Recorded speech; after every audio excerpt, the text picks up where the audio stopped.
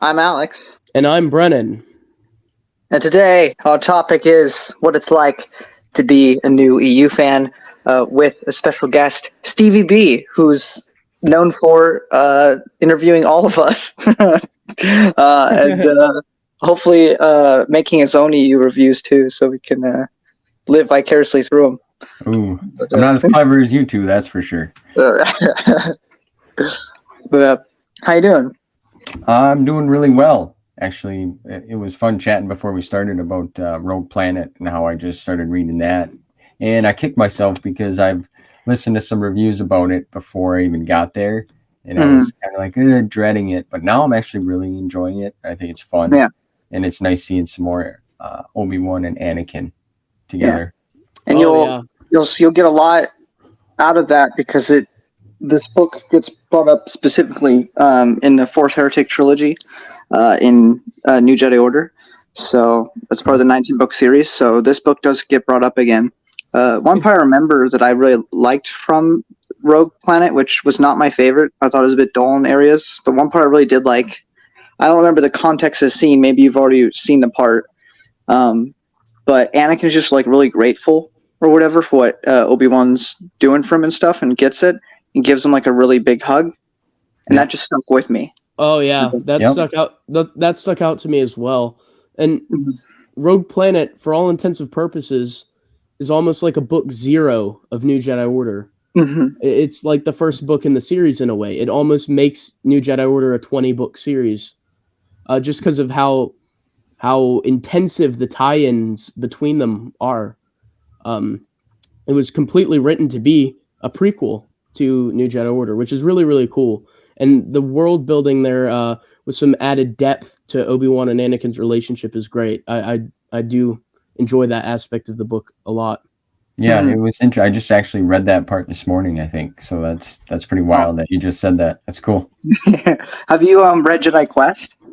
No, I have not. I would recommend that after Rogue Planet. Yeah, I only own one or two of the books, but unfortunately, they're kind of hard to grab. They are. Well, you can get them on Kindle fairly easily if you go that route. Yeah, I gotta have it. Plus, as a collector, I want it. Oh yeah, you can't beat physical media. No, reading. No, absolutely is not the same. I was just saying for like if you just wanted the story and you obviously get it later, but if it's expensive, you got other things to pay for. But for sure.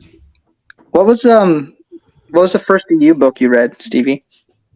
Oh, when I finally, like growing up as a kid, I believe it was either Shadows of the Empire or one of the Heir to the Empire trilogy books. I'm trying out. It's hard to say. With Thrawn? Yeah. Yeah. So the Thrawn trilogy, Heir to the Empire. Yeah, but as I got back into the EU and I'll show it here if anybody watching, but this one here got me. Maul Lockdown. Maul Lockdown is one of my favorite books. It's the only one that I've read multiple times, like more than 3 times now. It's a top 5 EU book for me. I think. Really? I think I put it at 5 of the EU books I'd read when I did a ranking of all of my favorite EU books with Marcel on my channel. I think I put Maul Lockdown 5. I just love it. It's so good. Yes. And it also has another, since we're on the topic of prequels to New Jedi Order, the opening chapter or two has a big little reference to New Jedi Order. Yes. Oh, without explicitly stating what it is, but anybody who knows anything about New Jedi Order knows what it is just by reading the description of it. So. Yep, it's very popular and it's very highly known. I haven't read New Jedi Order yet, and I'm excited to get there because I hear fantastic things about it all the time. Oh yeah. So really, I just want to skip right there and read it now. Yeah. and it's really hard because the thing about New Jedi Order that makes it so good is how it connects to everything. So New Jedi Order, why it's so good, almost is because it makes itself so inaccessible to someone new to the EU. Because it, in a way, the most you'll enjoy it is if you read almost everything first. It's frustrating, but that's part of why it's so good. Yeah, it references all of Bantam. The payoffs to it is just so extreme because of what Bantam did first by laying kind of the groundwork, and then it took what Bantamid did and just elevated it so much. That's just the Like, beauty of New Jedi Order. Like, I'll say this, not really a spoiler, but like just for like a one example, like Pelion comes back, right? You know, from the Thrawn trilogy, right? Like that's like if you were just reading New Jedi Order, that doesn't mean that much to you, just some Imperial dude. But if you've read everything in the Bantam era, that's the Thrawn trilogy and the other books that Pelion appears in, you're like, oh my goodness, it's Pelion, and that matters more to you because you've read everything. And so there's stuff like that.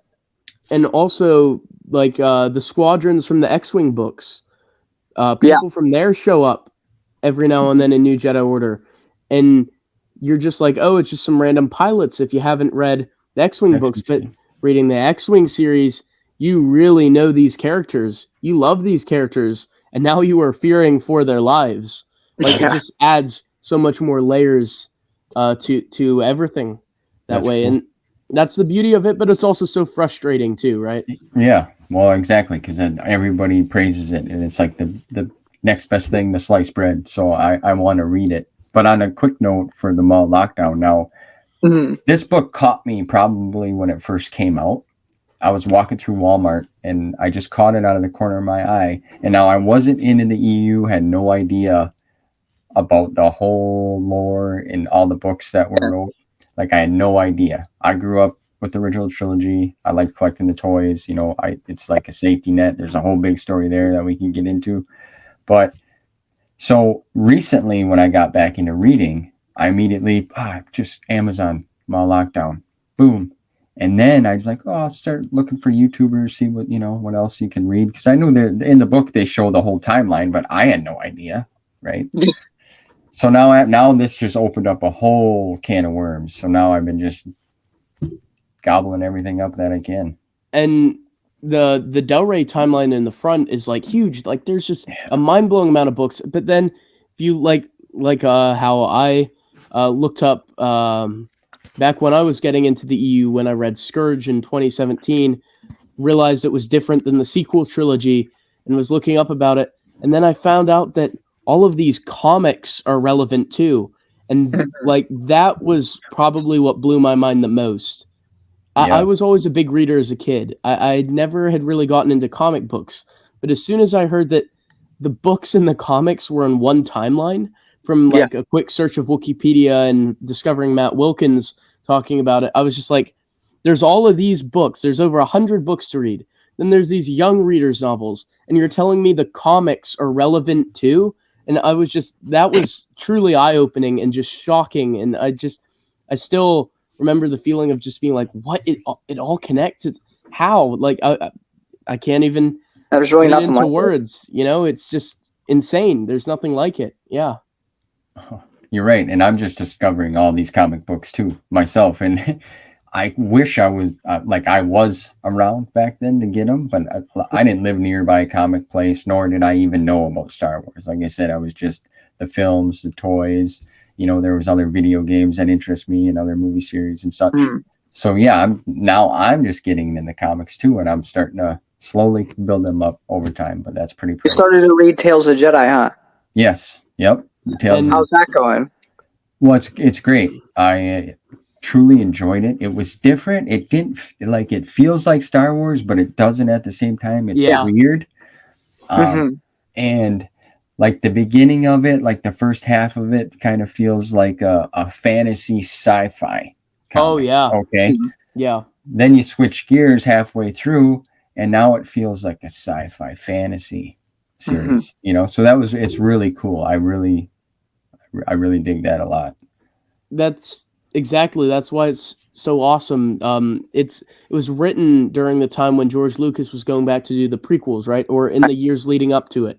So they knew George wanted to do something and they couldn't touch that for fear of, contradicting it. So they had this idea, just set it so long in the past until like the primal age of Star Wars. And just like you said, it feels like fantasy because of, the technology, the costumes, everything is just, it feels like Lord of the Rings or like just ancient, Yeah. And that's just why it's so, so cool. Yeah. And even those comics I know you haven't finished reading all the comics, but I know you've read Jedi Academy, so you do know some things that you haven't seen yet. But like these comics and Kevin J. Anderson's trilogy affected the prequels, affected those films, because Darth Maul uses a double-bladed lightsaber. But that wasn't a George Lucas idea. That was something he read in the EU and decided to put into his movies. Because Exar Kun, who is an ancient Sith, is the first time we ever saw somebody wield a double-bladed lightsaber. Yeah. Yep. Yeah. That book's trilogy is so good. Yeah. And if you enjoy him in that trilogy, you have a lot to enjoy moving forward, which I know you haven't read yet, but yeah, I have. Yeah, I believe the Epic Collection for the Tales of the Jedi Volume 3 comes out later this year, and I already have that baby pre-ordered. Yeah, that's good stuff. I love Exar Kun. He's my favorite. So he's one of my favorite Siths. So yeah, and the third volume is going to be collecting Dark Lords of the Sith War and Redemption, I believe. So like most of the Exar Kun stuff will be in that third volume. Will be in the next collection. Yeah. I guess that's the only spoiler for you is he finally pops up. Well, I've kind of figured that's where it was going. Yeah, but don't spoil anymore, please. No, nothing more than that. Just that he will show up. And one of I wanted to mention with like Tales of the Jedi feeling so ancient is Dawn of the Jedi goes way before Tales of the Jedi. Yep. I love Dawn of the Jedi, the comics, but my only complaint is that it does feel modern. It does. Like they should have made it even more primal. Like they don't have light. I mean, the first lightsabers are kind of introducing it, so there's that, and they fight with blades and stuff. But I've just been reading for the first time, Book of Sith, and I just it blew me away. It ties into so much. Like there's one page that has a reference to supernatural encounters, really, which isn't even out yet, to a deity that Joe Bongiorno first wrote into the first drafts of Supernatural Encounters, and it references that character, and it ties into SWOTOR and Tales of the Jedi, and it even makes hints towards Dawn of the Jedi, and it references the Jedi versus Sith. The Essential Guide to the Force. That guide has a lot of lore for the early galaxy. It talks about all the stuff that's established there. It references the Gel, who are the ancient humans who were referenced in the Essential Guide to Warfare. It ties in all these guides together with all these comics and books and video games. It's spectacular. And so, since we were talking about Tales of the Jedi, I wanted to touch on that briefly. Just like the beauty of the EU is the intricate lore building regarding the Sith. Like, they're so complex, and the backstory to them is just astounding. Oh, yes, for sure. Like, yeah, I learned some of that from Tales of the Jedi, and then also Lost Tribes of the Sith. It's just, it's crazy. I never knew there was like that. It was a species at one point. It's just amazing what the EU is. To me, truly, it's just, oh my goodness sakes, it's amazing. Yeah, it's just there's nothing else like it. The closest thing we have is maybe the Marvel Cinematic Universe, which I know you've also been going through. But even that does not compare, because like this is 30 plus years of history, and like there's some discrepancies here and there. It's hard not to be when you have multiple people writing. But for something that has had so many different authors and like artist intent and stuff behind it, it's remained remarkably consistent, which is just absolutely insane to me. So that's just, especially with people like Ryder Wyndham and who just make it a goal of tying stuff together. Like, he's involved in all those guides, and he just makes sure that everything is accounted for and talked about. So, go ahead. I was going to say that name kind of struck out to me because I obviously found some pretty good deals, thrift shop, and Ryder Wyndham's name is, I have some of the guides that you guys are talking about, so it's cool. I just wanted to throw that in there. So those guys are those guides are so good. If it has Ryder Wyndham's name on it, you know that you're going to need Wikipedia to find out what he's talking about in the guide and where this was from, because he's just a master of continuity. So I wanted to ask you, Stevie, how did the rabbit hole kind of begin for you with finding out about this whole EU universe. And as you started reading Maul Lockdown, what was some of your initial thoughts going through that? Well, I kind of had a life-changing event happen, and it kind of brought me back to Star Wars. Has always been a safety net for me. Just as I was a kid, it was always excellent. Now, I obviously something happened bad, and I wanted something, and I went right back to Star Wars, and it picked me right up. And it's like, okay, I remember reading Maul Lockdown, Amazon got it here. And then it's like I wanted to read more, and I'm looking on the timeline on the front cover, in the few first pages. And I'm like, oh, what? I don't know. Start Google searching. Then all of a sudden I'm on YouTube, and I'm like, holy smokes, this is like something I've never seen before. And I just started trying to pick a video and watch it a little bit, and one thing led to another, and I'm got an account and I'm subscribed because I've never really cared to do any of that, right? I mean, I got kids, pretty busy all the time. Well, I was. So yeah, I just came across YouTubers that led to another YouTuber, and then okay, now I'm commenting, and okay, where to begin? Everyone says the Thrawn trilogy is the first place to start. Yeah. Yeah, usually. So I started there, and then just kind of did the same thing again. I was all over. I kept a log. I actually got every book I've read so far. Want to go through that? Yeah, sure. And I recently just started actually recording the month and the year because so very nice. Yeah. The Heir to the Empire trilogy, Kevin J. Anderson's amazing Jedi Academy trilogy. Yeah. Courtship of Princess Leia, The Truce of Bakura, Children of the Jedi, Shadows of the Empire, Shatterpoint, Labyrinth of Evil, Dark Lord, The Rise of Darth Vader, Cloak of Deception, Smuggler's Run, Maul Lockdown, Brotherhood, Light of the Jedi, The Fallen Star. Now, this was I was checking out the High Republic stuff because at the time, I really didn't understand what happened. I knew Disney owned Star Wars, but like all this continuity and the different timelines and the legends, and I was learning this too. So I was a little, like, what's going on here?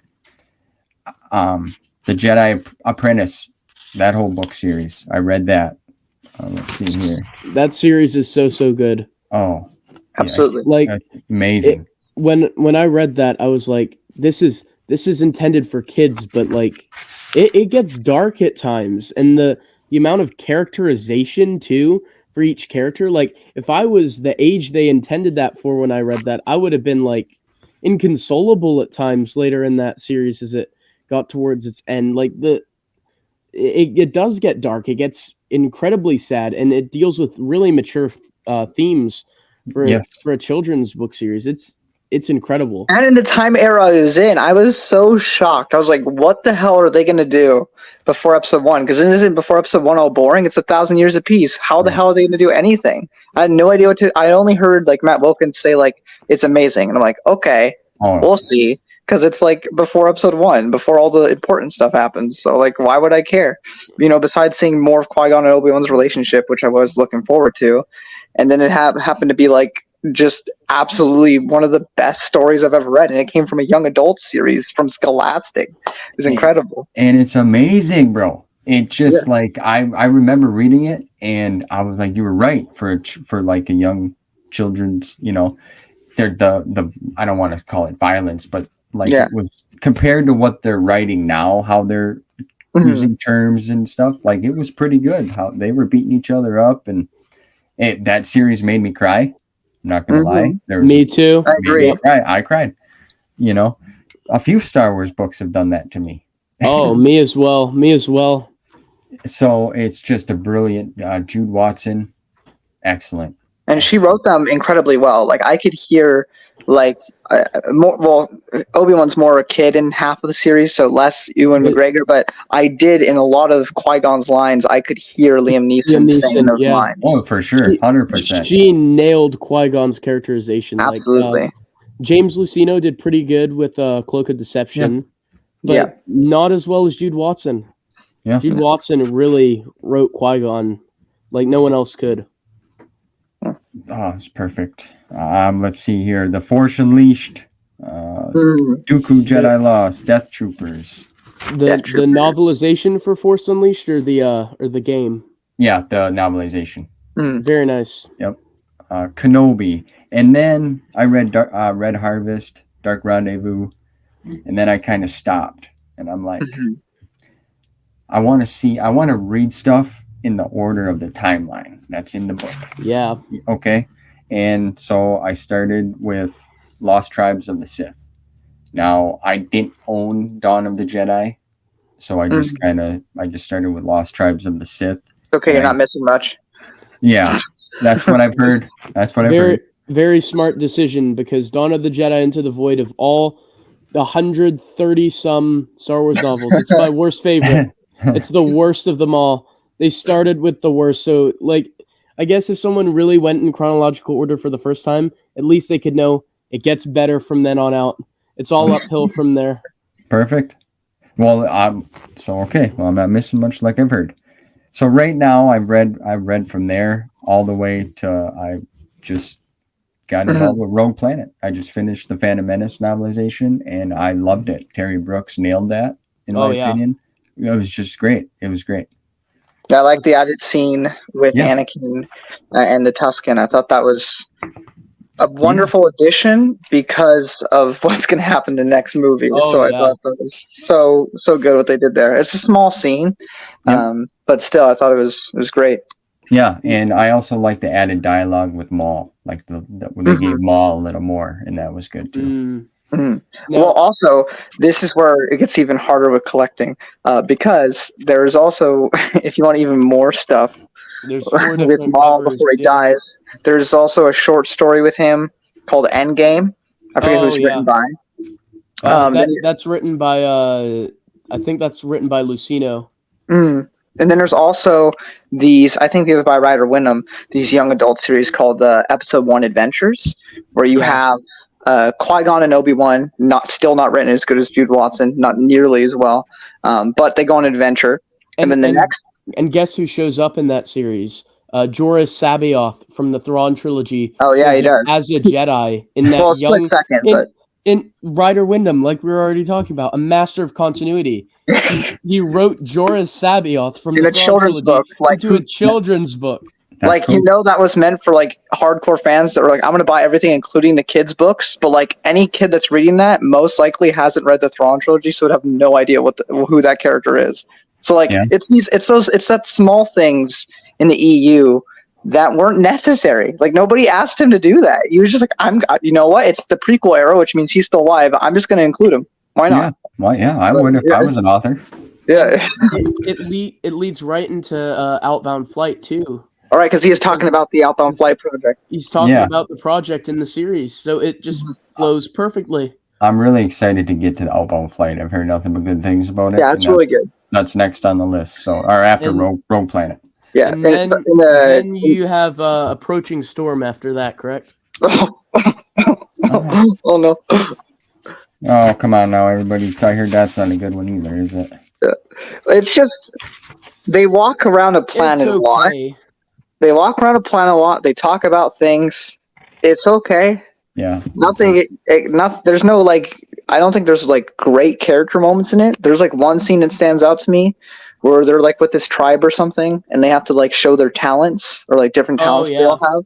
That was like the one thing that like really stood out to me. But it's like it's called the exciting prequel to Episode 2, and I cannot describe that book as exciting. Okay, like, that's the last thing I would describe it as. I'm not saying it's bad. I've read worse things, but it's just not this exciting prequel novel that it claims to be. I think it's better than Alex gives it credit for. Is it exciting? Probably not. I think the characters are written well in it. I do like Alan Dean Foster's writing style. That's fair. Parts of it are good. Parts of it are a little slow. But I think it is one of the best book titles in the entirety of the EU. I like this. The Approaching Storm. What's that? Feels very Star Warsy. Yeah, for sure. But I just wanted to mention back with because we were talking about Maul Lockdown originally, but the Ryder Wyndham Episode 1 Adventures have in one of those 4 parts with Qui-Gon and Obi-Wan, you have a book that's focused entirely from Maul's perspective, and he has to go take out these like Bartok assassins for Maul. The Bartok assassins originally being from Young Jedi Knights. Right. Yeah. And so they're bugs, so it's acceptable. But he just goes hacking and slashing, and you just get blood and guts everywhere. Okay, not guts, but there's blood because they're bugs, so that's acceptable for some reason. Yeah. It gets dark. But yeah, so there's that. It truly gets dark. It truly does. Cool. Yeah, and there's also in that same series, you also have 4 books. Nobody asked, but guess what you get to experience? You get to learn why Jar Jar got banished. Who asked? Nobody, but we got a story about it, and it's actually pretty good. So, and then there's another 4 which focus on Anakin as a slave on Tatooine, and actually is the connection to Crystal Star, because one of the big parts of that young adult book is ghostlings, which come from Crystal Star. So that's cool. Cool. Yeah. A species, yeah. And the one good thing about that series that focuses on Anakin is it gives really good characterization to Kitster Benet. So if you're reading in chronological order, and you watch The Phantom Menace after it, he's really no one in the film. He's just there. He's just some kid. But then if you've read the series first, like, you actually kind of care about him, like a whole lot more, because you understand what they're going through as slaves on, their day-to-day lives. I didn't realize that they had bombs in their head. Aspirations are. Oh yeah, and they have bombs in their head. Yeah, I learned that in that. Yeah, all the like, you're like, why don't they just leave? It doesn't look like they're collared or anything. It's because all the slaves have bombs in their head, so they're not. They try to escape, their head will blow up. Which I never knew that. So that's crazy. Again, pretty dark for a children's. I mean, nobody's head gets blown off, but like, it's just the implication that's really dark. Yeah, like, you can just tell that they were written in a different time. Yeah. It's compared to what we would get today in a children's book. We wouldn't have that at all. Yeah. So, but the first thing you read was the Thrawn trilogy, and I know I talked about that with you a little bit when you interviewed me, but you were asking me the question, so I wanted to know, as you were going through that trilogy, that was the first thing you read, right? Yeah. What were your thoughts as somebody who, I know you also watched New Canon and all that, so you watched the sequels and stuff, like, you were coming into this different timeline. How was the Thrawn trilogy for you, as it's titled, like the sequel to the movies? Oh, it was. That's a really good question. Yeah, I'm trying to think exactly how I want to word this. No, like, at the time, coming back into the fandom, I immediately go to the original trilogy and the prequels, and the Phantom Menace is like near and dear in my heart, besides the original trilogy, obviously, because that was a certain time period in my life, and I remember it clearly, and it was just a blast. But reading the Thrawn trilogy was incredible. Like, I felt like I was reading a movie.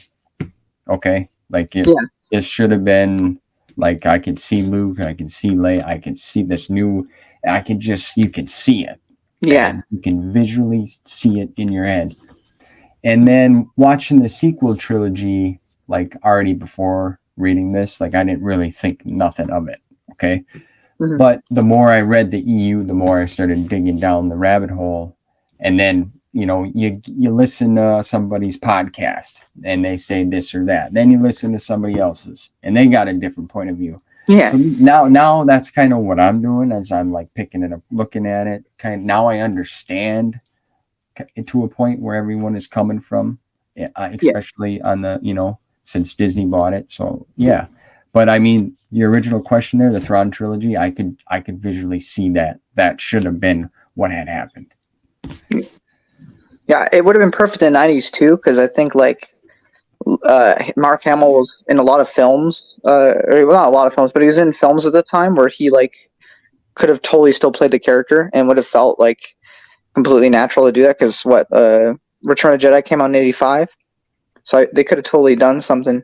But yeah, I agree. It just, like, 83, 83, sorry, but just like we're talking about with the Jedi Apprentice series, like, when you read the Thrawn trilogy, you feel that when you're reading. You're like, I could hear Mark Hamill saying those lines. I can hear Leia saying those lines. And I'm not here to bash anything that people like or anything. I'm not going to bring up anything about the sequels. I wish we could have lived in a world where, we could have seen some of that on screen. Because I also love about the Thrawn trilogy that, people always hate on the prequels for being super political and everything, even though the politics scenes are pretty small in all of the prequel trilogy. They're not that long, but people act like it takes up a large percentage of the movies when it doesn't. Right. But the Thrawn trilogy gets political. Like it feels like to me, like when I read it, even though it was not intended that way because it came out before the prequels even did, it felt like, oh my gosh, we're getting like a mesh of the prequels and the OT in this sequel movie as like a perfect synergy between the two, because now we got Borsk Bela coming up with all of his issues with the Republic in there, and we got Leia trying to deal with all that, and I was just like, I love this. I love that about the prequels, and now I'm getting it so much more in this sequel trilogy, and so I just love that about the Thrawn trilogy. Yeah, and then even seeing like Joris, being the bad guy, and then you got the clones, and it's just that would have been cool to see, because like you said, we wouldn't have had the prequels. But on another point, can you imagine how great it would have been to see Mark Hamill playing Luke and the clone of Luke? I would have loved to see how he played characters differently. He is like the Joker, so I'm sure he could have had a lot of fun with that. I imagine he would have done, Oh, for sure. Oh, yeah. But you were going to say something, Stevie. Yeah, I was going to say also, like you were saying, a lot of them books, should have been like Shadows of the Empire, in my opinion, should have been a film as well. Oh, yeah, the Shadows of the Empire. George even said it was kind of like, if you had the time, you would have made that like a movie in between 5 and 6. So I think that would have been fantastic as well. And also the Jedi Academy trilogy. Yeah. Excuse me, Jedi Academy trilogy. Yes. I can visually see that. That was the next one you read, right? Oh yeah. Yep. So, Stevie, you finished the Thrawn trilogy. You loved it, and then the next thing you start the Jedi Academy trilogy. Okay, so what was some of your initial thoughts when you started it, and what did you think about it overall when you finished it? Oh. Yeah, like I jumped right into it.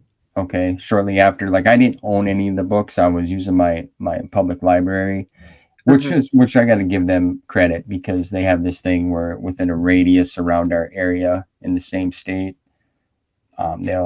you can pick a book and they'll get it to you within a day or two if they don't have it. So it's really cool. They like share.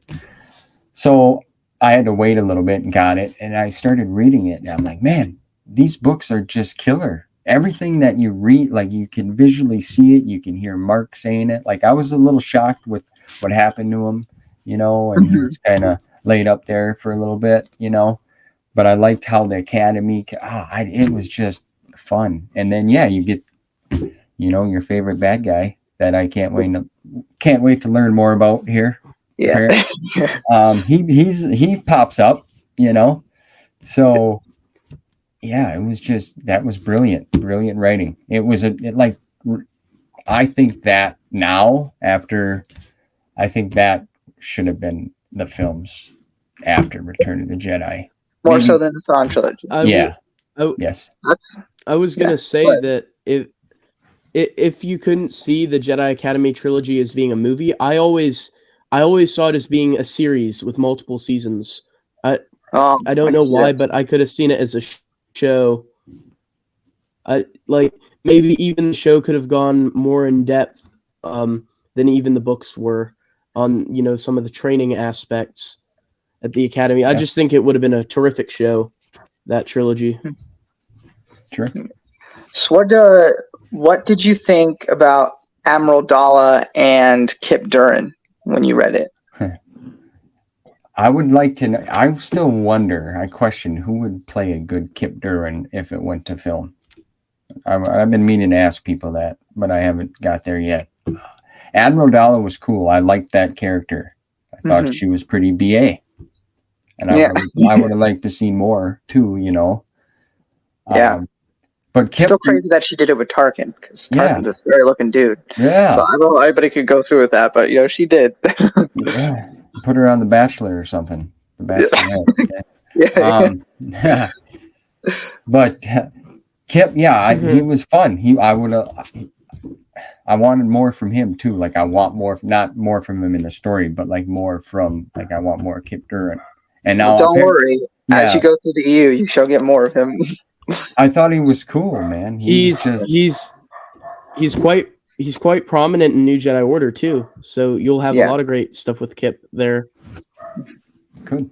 Well, that's good. That's what I've kind of heard. I've through you listening to you guys, you two legends here, you experts. No, cringe. Yeah. What did you? I wanted to ask you as we're moving through and asking kind of your thoughts on stuff. What did you think then when you got to Children of the Jedi? Because Children of the Jedi is one that most people just don't like. So was that the first kind of downer as you were going through, or did you actually think it was better than some people give it credit for? No, I don't really remember it all. I remember pushing myself through it. Yeah. And I was, to be honest, the only reason I finished it is because I would have been pissed if I didn't. That's me. Yeah. I'll just say something. I gotta finish it. And I don't mean to, I didn't think that's a swear word, but I said it anyway. You're good. You're good. So yeah, that one I didn't like, and then I did not want to read.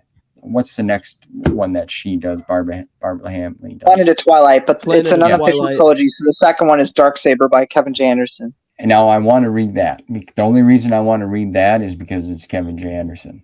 Yeah. The weakest parts are still Callista, but everything else I love about that book. I think I'm the only one who get from Darksaber. I hear a lot of good things from everyone else, but I personally didn't enjoy it. But a lot of other people think it's the best of the unofficial Callista trilogy there. Okay. All right. Well, good. Well, I'm excited for that. Well, you also get more Kip in that one, so that's good. a plus. Good. Yeah. Yeah. Bonus. But what was next after Children of the Jedi? On the list here, Shadows of the Empire. Okay. What was your initial thoughts going to that one? I read this one prior, like before. So this was kind of like some of these are rereads, but some of them I remember and some of them I don't. Mm-hmm. So I already enjoyed this one. I thought Prince Caesar was cool. Everybody kind of gives him that whole pheromone deal, but that didn't really bother me. I mean, I never once questioned Leia's, dedication to Han. Like I knew that would never fly. Like she's a strong woman. She wasn't gonna fall for that trick. Okay. Dash Rendar. It's just creepy to read him talk sometimes in his head because it's a book, so we get to go inside of his mind, and you get to hear what he's thinking. And I don't know. Sometimes it's just awkward to read. He's like, "I want to get in her pants." I'm like, I don't want to be like I don't want to be in your perspective right now. Like, I just want to go.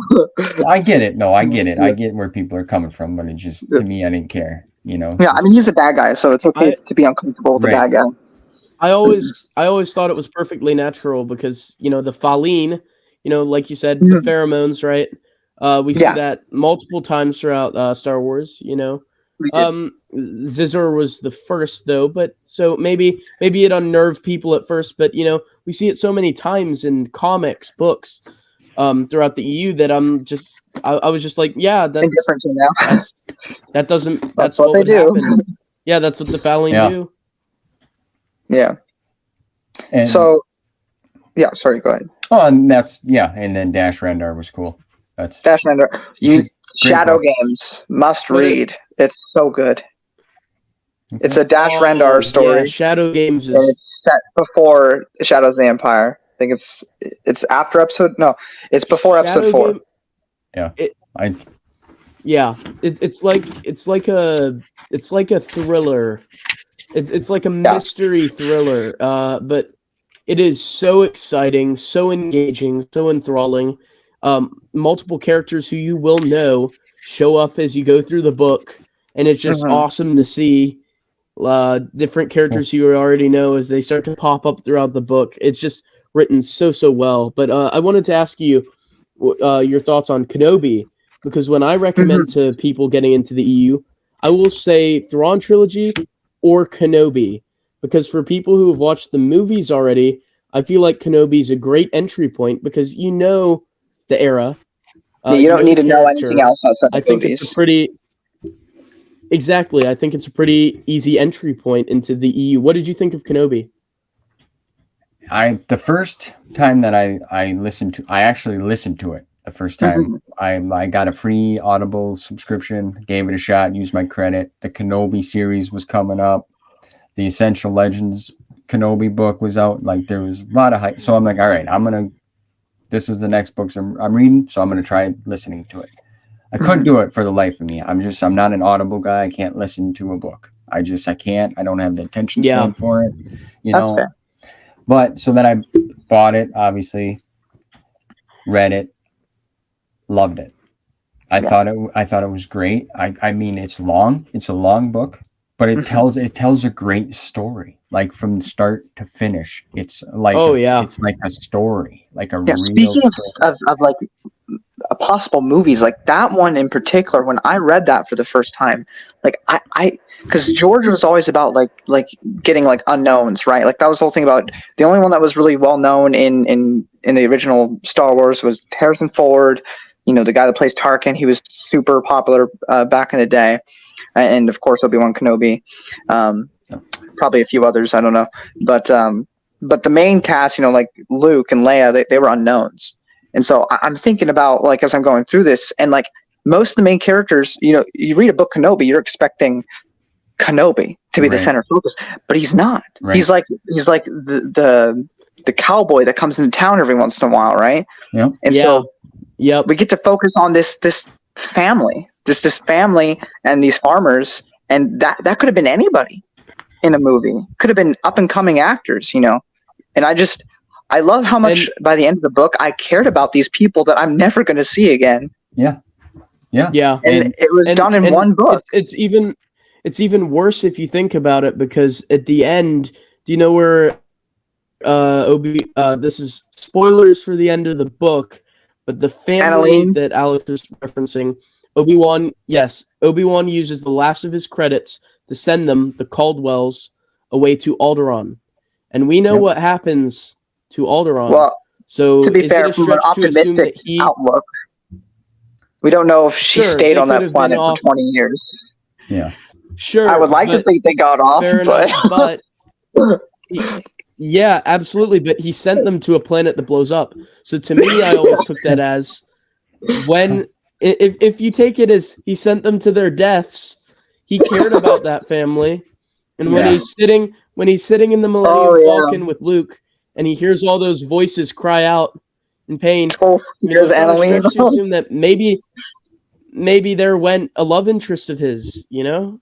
It's I dark, also like but, that. I like that aspect of the book. I asked John Jackson Miller about that, and he said it's certainly an interpretation that you could take for those events. So, you know, it adds weight if you take it that way. But with Annalene specifically, I think she's the most real character I've ever read in Star Wars. It seems like someone that you could just know. Yeah, you said it the best there. I got nothing to add to that. You're absolutely right. Just like a real person, your neighbor, you know? And like you said, it was set on Tatooine, and you get to see a whole other world, and then also the Tuskens and their culture get brought in, and that's a whole cool deal. Like, Obi-Wan's kind of like, he's just the real McCoy coming to town to take care of business, and then leaving. Yeah. But great.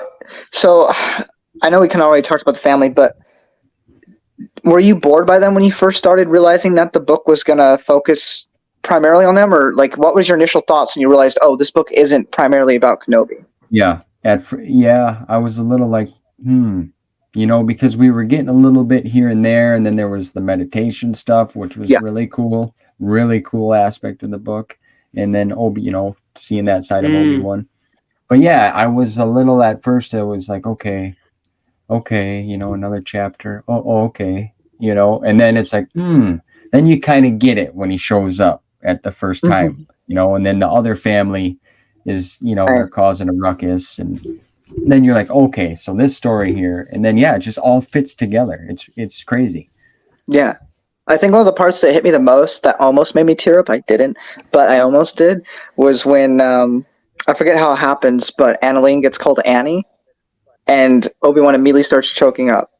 And I was just like, oh my goodness, John Jackson Miller, you legend. Yeah. That's, but, I love Kenobi. It probably, I'll see once I go through the entire EU, but I'll definitely do a ranking system, and if it's not in a top 10, it's going to be in a top 20 for sure. Yeah, I'd like to do one of them. Wow, that low? It's. I mean, it might be in the number top 5. I don't know. I gotta wait to see till I read everything again. I think that might be a top 5 for me. I think I put it 3rd in my rankings. Actually, I just love that book. But I just want to make sure I read everything again and then properly make my decision. Oh yeah, for sure. And the EU isn't without bad books, but the majority of it is so good. When the highs are really high. You just realize how the highs are super high, and I wouldn't say the lows are super low. I'd say when there were lows in the EU, it was okay. It wasn't bad. It was just okay. It was fine. For there wasn't anything like there wasn't anything just. No, Sorry. Bounty Hunter Wars has its good. Bounty Hunter Wars has its good parts, Alex. Come on now. Yeah. No, I refuse. Anyway, so he's adamant about that. He's adamant. Yeah. I'm very militant now. I had to suffer for like 2 weeks on just Bounty Hunter Wars, and I wanted to die. Anyway, so you finished Kenobi, and what was next on your list? Well, let's see here. Got a page through. Red Harvest. Yoda Dark Rendezvous, I think, right? You said. Did you say you read Dark Rendezvous as well? Mm-hmm. Was that before or after Red Harvest? That was before. Okay, so what was your thoughts? Sorry, I read Red Harvest, then I read Dark Rendezvous. Okay, that's fine. Yep. How was your opinion on Red Harvest? Because me and Brennan, I think, have different opinions on this book. So I'm curious to hear yours. I love Red Harvest. So now you know where Alex's standpoint is. I hate it. I just don't love it. I read it because I read it back in October. This is when I finally started keeping track of the months here of last year. So I read it for Halloween. I'm like, okay, I'll read, Joe Schreiber's got awesome, I'm like, I'll give this one a shot. I already read Death Troopers, so I can't do that. I loved it. I thought it was fun. It was just a tale. I mean, I heard people didn't really care for, zombie Jedi or, and Sith and all this other stuff. I liked it. I thought it was cool. I loved the way Mr. Schreiber writes stuff. He just write action really well. He is just, oh my gosh, if I could talk to him, I would love to talk to him. So next person to have on your interviews. I've been trying. That's fair. He's so good. He's so good visually. That's. I will not debate that. You can see everything he writes. Yeah. And his books aren't long. No, but they're not. It brings by. But I do think that he tells a really good story within the books that he writes. It's a crime that we didn't get more Joe Schreiber books. For sure. I always would have loved to imagine an alternate reality where the EU was not discontinued and he could have written New Jedi Order versus the Blackwing virus versus the zombie infection. If Luke's Jedi could have gone up against them, how cool that could have been. That could have been a Kyle Katarn story. Yeah, easily. Maybe that's what Kyle Katarn was up to. He had to stop zombies. Anything's possible. Okay, exactly. in a galaxy far, far away, anything is absolutely possible. Yeah, I'll say I'm more of a fan of Death Troopers, which is also on your list, but we'll get to that one. But sorry, go ahead, Brennan. Yeah, but Red Harvest, some people don't like it, like you said. Some people are all like, "Oh, zombie Sith." If you take the story for what it is, it's just a fun, gory adventure, and it's entertaining. Sure. It's enthralling. It's fun, and at the same time, there's some good lore connections too. It connects to SWTOR. It connects to Tales of the Jedi with some species that are mentioned that were first introduced in Tales of the Jedi. Joe Schreiber made sure to stick with the lore of the respective eras, and he did a good job. I'm just going to say I'm impressed with you two. I can't say enough of that. Man, you guys are just so good with this reference to that and this species. Like, I can remember, now here, I'll give you a little insight on me. I told the revanchist Marcel this as well, but like, I can remember how a book made me feel more than how I can remember the specific name or this or that. After a while that kind of fades, but I remember how. Does that make sense? How a book makes you feel. Yeah, for sure. And Red Harvest, like you said, is an exciting tale. It's fun. Some people can't see zombies in Star Wars.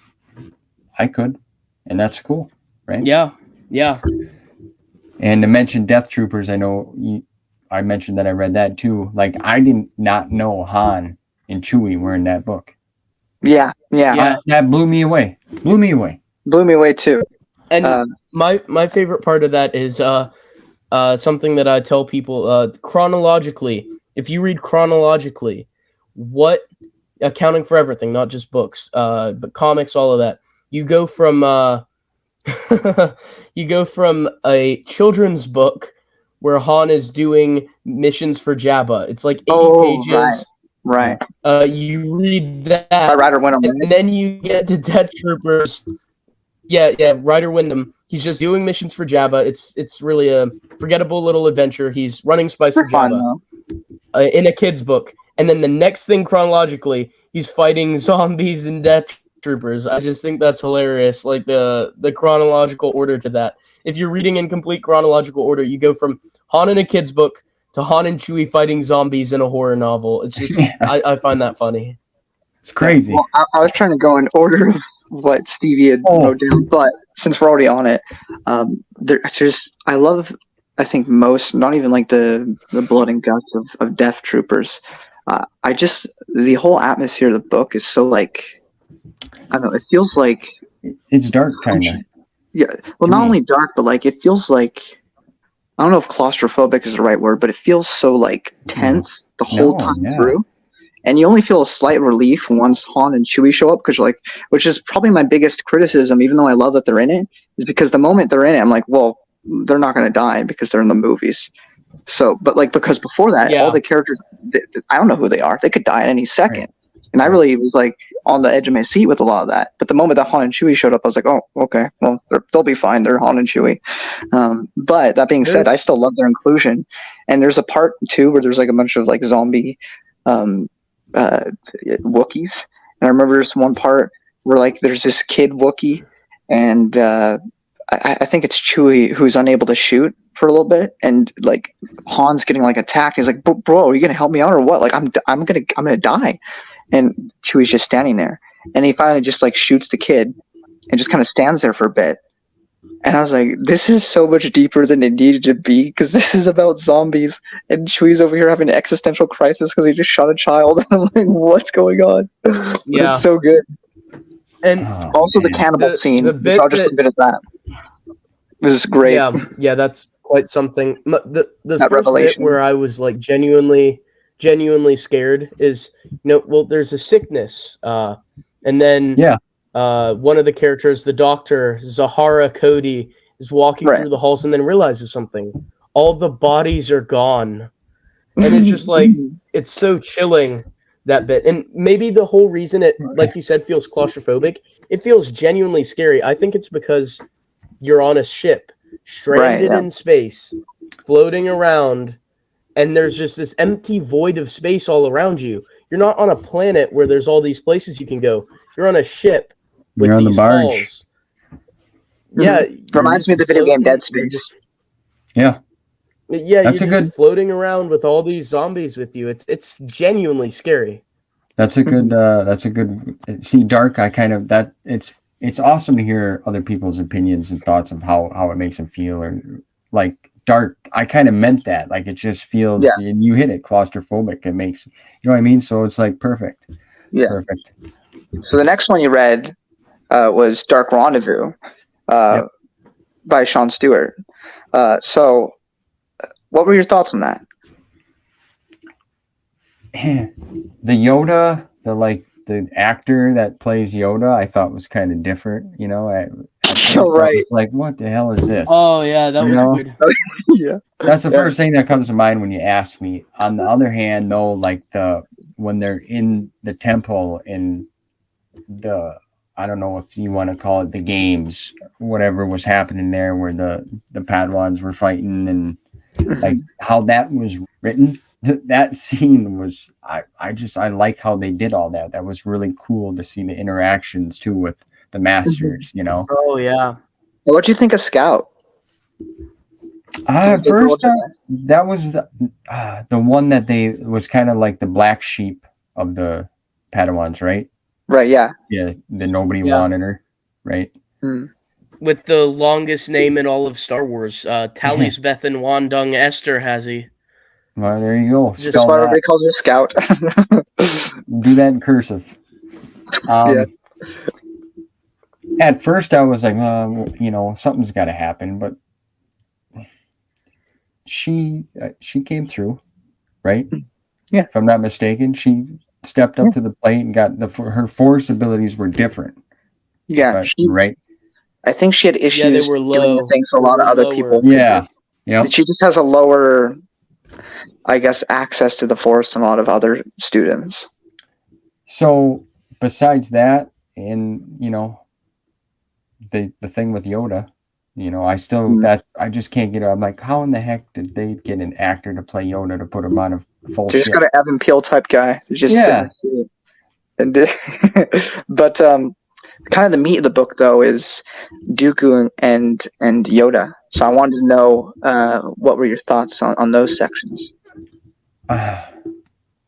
It was good. It was good to see that interaction between them because recently we got Tales of the that's Yoda wasn't involved, but we got some. I know it's probably I don't understand it really yet because have you guys seen the Tales of the Jedi? The show? No. Okay. I know stuff that happens because I've Sheev Talks is a friend of ours, and I watch his YouTube videos, and he made a video about it. So I know the gist of what goes on, Yaddle and Dooku and everything, but I haven't watched it personally. But you can go ahead and talk about it if you like. It's fine. Yeah, it's just it was interesting to see that. It's been a while since I've seen and watched the Filoni Clone Wars that everyone the 2007 2008 Clone Wars. Yeah, there you go. But anyway, that was cool to see. Yeah, it was interesting. Yeah, I thought they could have went towards the end. I'm trying to remember it correctly. Towards the end is when they had their moment, right? They had their big conversation. Yeah. Okay. I mean, the whole book kind of dwells into Dooku's character, and we get small flashbacks of his time training under Yoda. But the big scene that everybody kind of remembers is that big scene where they're talking at the end of it. Yeah.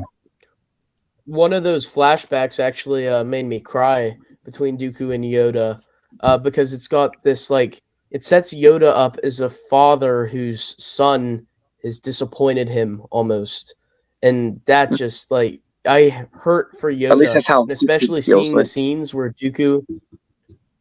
Yeah, and seeing the scenes where Dooku's a kid and Yoda's trying to teach him lessons and they're man, it just really hurt. It adds so much to me to the movies, and it really hit me. And there's another character introduced named Wee Mauru in it, and his storyline they're kind of supposed to. I think it's supposed to mirror young Dooku, in a way, the young character there. But so I enjoyed that character as well. Mm-hmm. Yeah, I think what was really great is in that final conversation too. I felt I know the outcome. Obviously, I watched the movies, but I felt like, because at the end of it, like Obi-Wan and Anakin show up to like save the day or whatever. But I really feel like the way it was written, had they not shown up in that moment, Dooku would have changed his mind. He would have actually come back to light side. Yeah. But the moment he saw Anakin, who was this child prodigy who could rival him, when he's very proud of himself at how great he is, all that anger came right back up. And any chance that he would have had gone after that moment. But in that moment when they were talking, I felt like his heart was really being strung by Yoda. And he could have had a chance of redemption. Interesting. See, one thing that I would love to do is after I read a book, have a discussion about it with someone, you know, Yeah. so that Like a book club? yeah, you know, because it's hard. Sometimes it's hard. Like I said, I go from one book right into the next book. Like I don't read nothing else but Star Wars. I was doing on and off. I really wanted to read some of oh my goodness sakes, The Wizard's First Rule. I can't think of that whole book series. Oh my goodness sakes, by Terry Goodkind. Anyway, yeah, so I enjoyed the book. I remember clearly obviously the Yoda scene there where the little guy puts a suit on. And then also I remember the fighting in the beginning really stood out to me. And then the scene at the end. So it's just interesting, Brennan, that like that touched you in that way. Or you thought of it in a different way too, Alex. So that's cool. Also, since you brought up Tales of the Jedi, I haven't watched or anything. I just know that Yaddle's a part of it. And since you are on Rogue Planet currently, I mean, I know you like to have physical copies, but just to know the story, I do recommend, if it's kind of a hard thing to do right now, to just invest in the Kindle, at least for now, because Yaddle is an important part of one of those books. In fact, we learn in Jedi Quest why she's not around in Episode 2. Oh, okay. All right, cool. Yeah. And it's a big moment for Anakin prior to Episode 2. It's quite something. And the series as a whole is great because it continues off of Jedi Apprentice perfectly, because of a bit of It's who Jude the Watson villain again. is. Who the villain is that's in Jedi Quest is a direct result of some of the events of Jedi Apprentice. So it's done really, really well. And the characterization for Anakin, some people say that Filoni's Clone Wars is the best characterization for Anakin. Well, I think probably Jedi Quest was the best characterization we ever got for like Anakin, for like a character arc. His character, like I think definitely can be seen to have changed over the course of those 11 books. I think what's great too is that because it started off with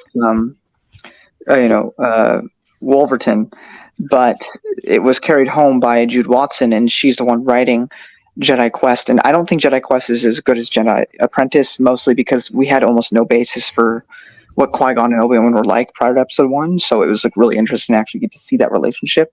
We already kind of have an idea how their relationship is by Episode 2, but it's cool to see the dichotomy that she purposely puts in there. Is like, well, here's how Qui-Gon and Obi-Wan worked together. Here's how Obi-Wan, trying to be a master, acts in accordance with Anakin, and the differences they have, and maybe some of the flaws that Obi-Wan shows Anakin that is not the same as Qui-Gon. Obi-Wan throughout the series would be like, what would Qui-Gon do? And I'm not, but I can't be Qui-Gon. I'm not Qui-Gon. I gotta teach Anakin in my own way. I can't do it the same way he did because I'm not him. No matter how much I want to be, I'm not him. And so, maybe there's some high medium synergy I can work with Anakin that we build that trust, and we get to see Jake Lloyd basically turn into Hayden Christensen through that series. That's cool. One thing about Jedi Quest is, it like you said, it really highlights the difference from Jedi Apprentice with Qui-Gon and Obi-Wan's relationship to Obi-Wan and Anakin's relationship in Jedi Quest. Jedi Quest really focuses on how, Obi-Wan didn't pick Anakin. The Master's supposed to pick the apprentice. He ended up with Anakin, but he didn't, choose him. He did it because it was his sort of master's an obligation, wish, right? But he didn't choose Anakin. See, he did it as an obligation. So it really deals with how that affects not only Obi-Wan but Anakin, because Anakin feels like Obi-Wan didn't choose he knows me. that I've got to make him proud. Yeah, because he knows because that Anakin knows Obi-Wan that he didn't want pick him. me. He ended up with me. Yeah. Right. And So- meanwhile, Obi-Wan is dealing with, I'm looking for a relationship with this Padawan like I had with Qui-Gon. This Qui-Gon and Obi-Wan's relationship is so special in Jedi Apprentice. And so Obi-Wan's looking for that, but he's like trying to find that with Anakin, and it's done really, really well. Absolutely.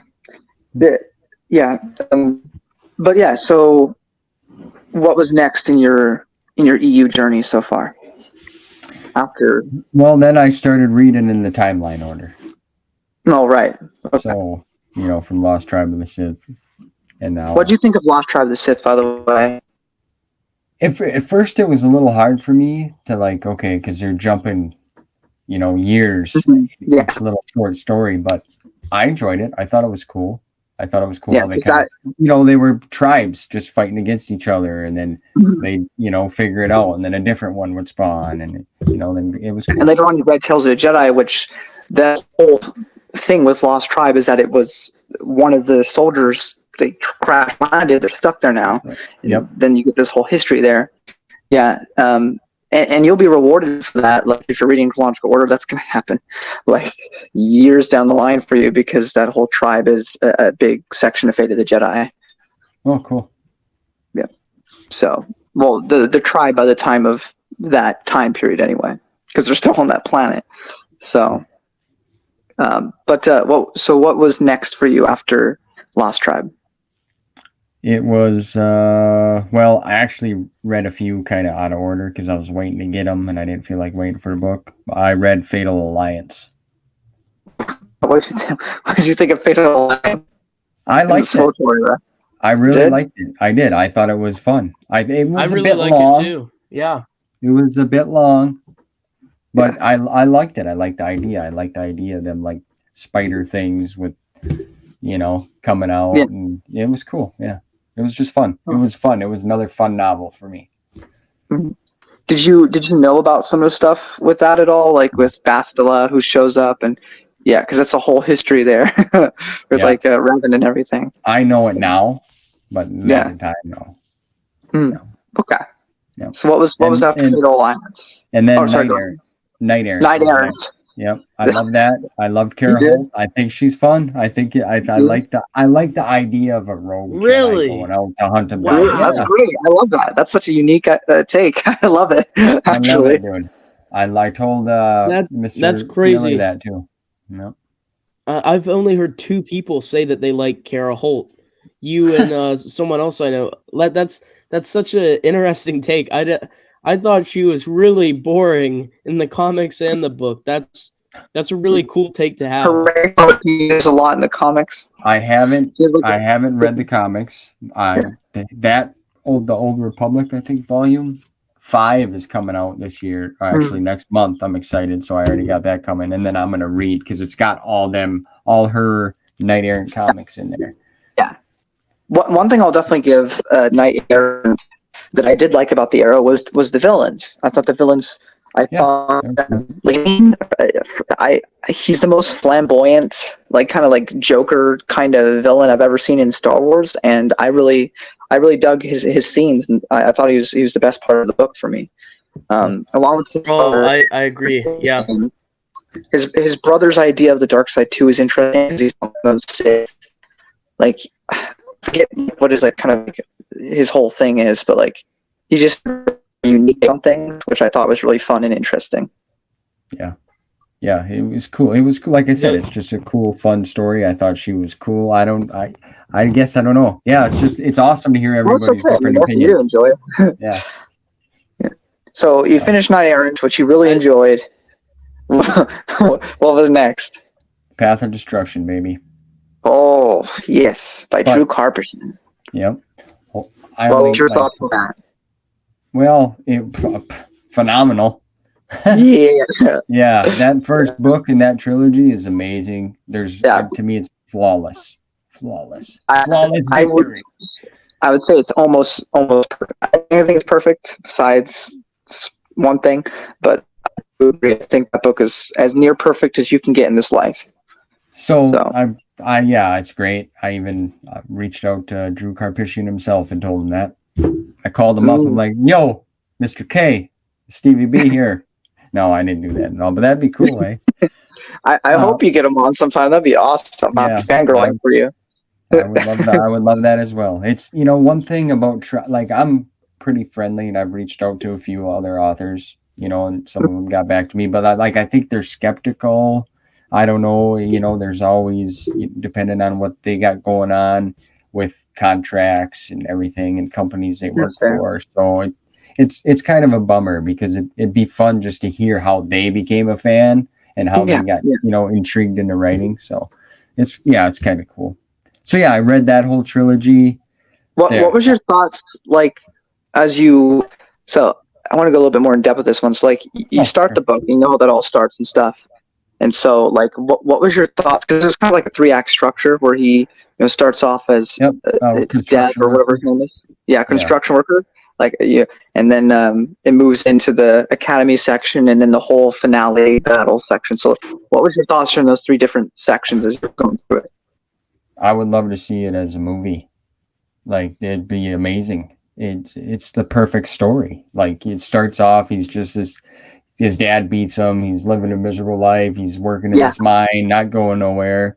To now, he beats the crap out of this dude and closes the town that he's in down, and then he joins he gets recruited, we'll say, and he's starting to learn, like, just the whole journey he was in, man. Before he even becomes a Sith, he joins the Sith Army, and is with this team of people. Then he's just a soldier, and he's helping them, and he's generally like a good leader and stuff. And like that whole opening, plus you mentioned the dad beating, and like this is one of the first times I was like, man, this is like not just like a fun Star Wars book. This is like genuinely good writing, because his dad on multiple occasions would call him the bane of his existence. What did he decide to make his Darth name be? Bane. I was like, that's superb. That's perfect. Yeah. And I also love just like, sorry. No, I cut you off, sir. Go ahead. I also love, like, throughout the book, you have all these like instances where like Bane could theoretically like turn around, and he just doesn't. I love that, because like you start off with like the bartender. The bartender knows him to be nice to this guy. He barely knows him. But the bartender is so kind and generous and helpful to this man that he barely knows. Like, it's an act of kindness for no reason. And he accepts that kindness and does not take that lesson to heart, because he will drop that as he gets older, And I just love that. Like, he has, like, it's like, I don't want to call it like God, but like it's like the Force or something, like giving him an out on like multiple occasions, like putting people in his lives to kind of like help him not go on that path, and he just blows through all of it. And I kind of love that about him. He just, no, I'm gonna keep. And then he has his like army friends who he like genuinely cares about, and then later on in that trilogy, literally he meets somebody that was like super important to him, and just. Does not give a single crap about her. But it's the opening section. What would you think about the Brotherhood of Sith and the whole section at Korriban? I think it is where they're training and everything. Yeah, I liked that a lot. I thought that was cool. It intrigued me more.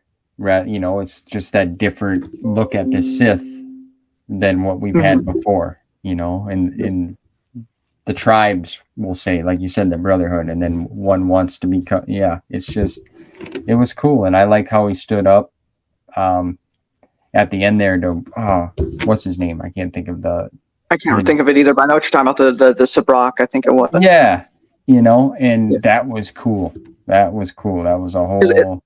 I mean, he got his butt whooped. He got his ass whipped.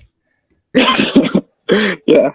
And you can root for this guy even though he's the villain. Like, this guy's going to become like an evil villain, and you root for him in Path of Destruction. Like, so hard for him to succeed.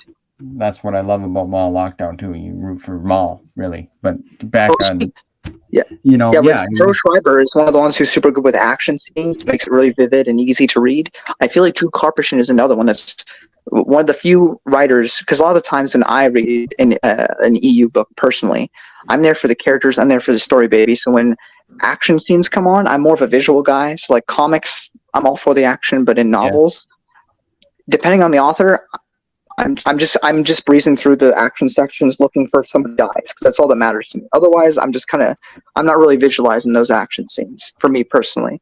Right. So, but for Joe Schreiber and Drew Karpyshyn, they're the few authors who can get me to actually like truly visualize the action scenes that I'm viewing. Top-notch gentleman right there. But so, I'm getting a little close to time, fellas. My boys are home now from school and want to eat. I want to keep talking so bad. I just wanted to let you know. Well, we'll be on again sometime when you finish the prequel era. Oh, sure, yeah. Yeah, we can discuss a little bit more of the books you've been going through. Yeah, I mean, I'd love to talk. Yeah, I mean, if you want to go for a few more minutes, that's cool too, Or fine, I mean. But yeah, go ahead, Alex, sorry. No, I'm just gonna. I mean, if you're able to stay for a little bit longer, I thought I would get the rest of your thoughts on the rest of the Bane trilogy and call it a day. Yeah, sure, works for me. So you finish Path of Destruction, and Rule of Two. Rule of Two, just Zaina sticks out. Like we're introduced to her, and. How do I say this? Like, she gives me the sassy vibe. Okay, I don't know how else to say it, but she's just sassy. She's like, I get that. That's it. And the book would kind of started out a little slow, I would say. That's for sure. And Rule of Two is probably the weakest of them, in my opinion. Yeah, of the three. Just because, you're right. It's a little. It's just not hitting its stride like the first one did. I don't. Yes, think. Like I was gonna like. He started Drew. He only had like 8 months to write it. But. Yeah. Well, I mean, that could be, but like once you come, like it's just for any artist that comes out with an album, right? A record that is just number one, and then they come out with another album and then it's like not the same. Yeah, that's the kind of comparison I'll have with this Rule of Two. Okay, I can definitely see that. Yeah, that's my best way I can say it, because it's not in this one where he gets not the ballasts. No, it is. It's this one. It is. That's towards the end, right? Yeah, it's towards the end. Yeah, like that was cool to me. Like when he finally gets to that, like he gets to that temple or the cave or whatever he was going in. And realizes it, but like that, like then he just gets covered in this armor, but he's like really weak at the end of this, right? Like something's wrong with him, right? He's poisoned, right? Yes. Yeah. Okay, I'm just trying to remember it, guys. And then, so that, I mean, that's what stands out to me. Did you like Bane and Vanna's dynamic? Yeah. I do. I almost feel like at first it could have been like a relationship. I think that dynamic,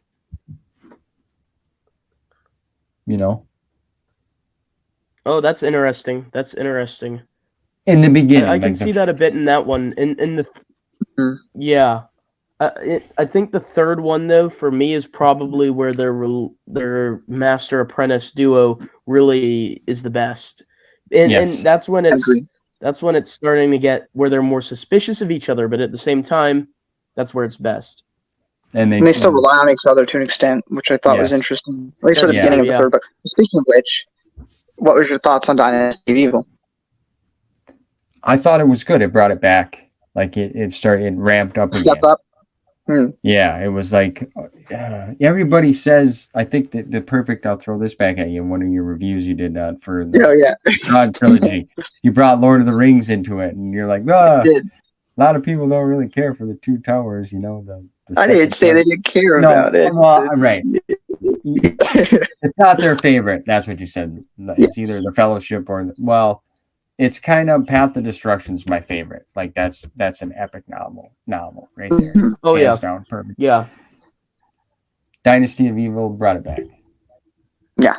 That's fair. Yeah, I We think talked about Xana's this a probably little one of my bit favorite. briefly. Yep. I'm sorry about it's lagging. We talked about this a bit, Stevie, when we were doing the video on your channel. But you know how it ends with, the hint that maybe Bane isn't gone. I shared some of my thoughts on that, but what were your thoughts on that? Obviously, that sticks out to me is like, whoa. What is Drew saying? And then in interviews, he said that no, Bane is gone, but he did leave a little door open in case he wanted to revisit Bane, with obviously her hand twitching. So, what do you think of that? That was cool. It threw me for a loop, if I'm being honest. Like I was like kind of shocked and confused, and like the hand twitch thing, man, really was that like that moment.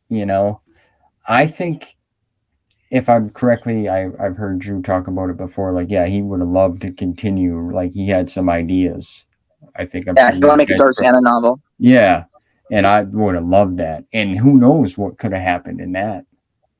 Yeah, and maybe. He says he's totally still right. If Disney, or if current Lucasfilm ever lets him, he'd love to write it. Oh yeah, and all of us would love to have it. I guarantee it. There would be no complaint. Yeah, but I'll try to end us off here. But if you love Drew Karpyshyn, I don't know if you know of this series, but something to maybe check out when the kids are a bit older and you have more free time. The Mass Effect trilogy, which is a video game trilogy. Drew Karpyshyn was one of the main writers on it, and it's another sci-fi series, but there's still a lot of elements that are reminiscent of Star Wars. So it could be something to check out sometime, perhaps. I appreciate that. Yeah, for sure. For sure. Yeah. It's hard to find time with the EU journey. Okay, you guys, I'm on this whole trip here. I got tickets, front row seat. Yep. And plus the video games and Star Wars themselves. So, but yeah, thanks for coming on, man. Well, it's been really interesting getting to hear your thoughts as someone who's, some of the books you've been rereading, but a lot of them are brand new to you, and you're diving into this, and and I know you like both timelines, and that's awesome. I have no issue with that. I love that you have stuff to talk about with people that watch and stuff, and then you have stuff to talk about with us, the losers who only want to read the old stuff, and but it's really interesting getting to hear your thoughts because like Brennan kind of started off this podcast with, we will never be able to reread these again in the same way because we've already read them. And so the only way we can kind of really experience this anew is through other people. So getting to hear through you guys, And so by hearing your thoughts, it's really cool. Whether I agree with you or not on every take, it doesn't matter. I love getting to hear your perspective. Like genuinely, even though I'm not a fan of Knight Errant, getting to hear you say like you actually really enjoyed it is fascinating to me. Like I love that. Like I need a whole review of you explaining why now. But like I'm just really glad that you're getting into it, you're enjoying it, and I'm excited for you because there's a whole wide world of stuff for you to enjoy still. So. Yeah, and I'm thankful for you guys and much appreciative of like you guys taught me so much. You're so polite, you're so kind. You guys are well spoken, you're so knowledgeable, and it's so helpful. And and I love hearing that we have different opinions on something, and it's fun. And then I'm glad that I can excite you. Like, holy man, he likes Kara Holt. Come on, I knew.